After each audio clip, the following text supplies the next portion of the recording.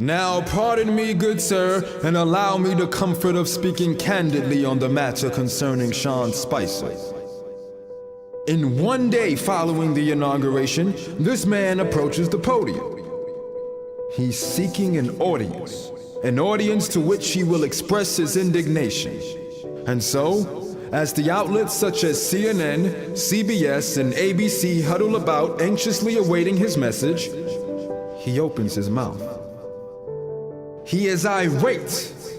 He is contemptuous, brandishing all the characteristics of a petulant child, one who cannot convince his mother and father to adhere to his agenda. He bashes the media and casually undermines your First Amendment rights. He removes his sword and viciously and with no hesitation, he foolishly charges against the freedom of the press. He denies you the reality which your eyes observe. He tells you what you perceive is not to be perceived.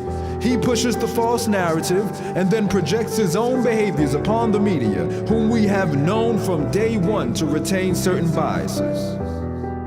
Fake news is what they call them.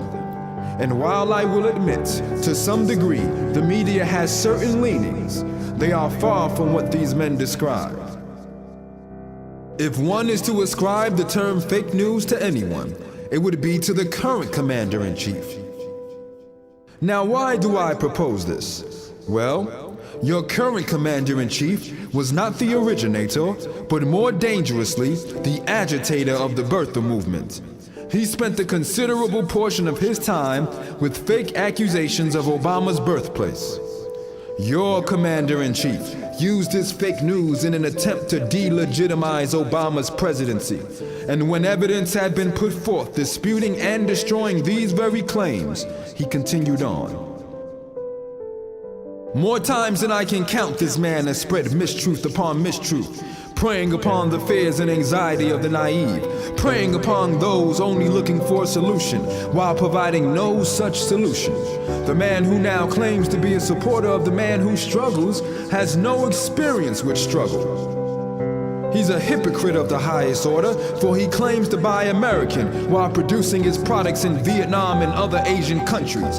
A man who claims to be free from all the vices of prejudice while bragging about the good old days.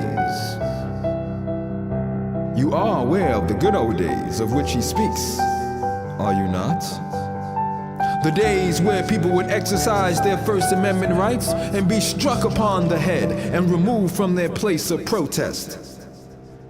Those are the days of which he speaks. Now, for some time I have debated whether I should prostrate myself before the gods and beg for resurrection. In the ether, I struggled with this decision, but firmly came to the conclusion that it was necessary to return. And so, here I am, Demosthenes in its third form, here to strike down anyone who dares undermine the principles which govern this nation. And that is the freedom of press, that is the freedom of speech, that is the freedom to equality. These are the virtues which guide this nation, and I will do everything in my power to protect it. Thank you.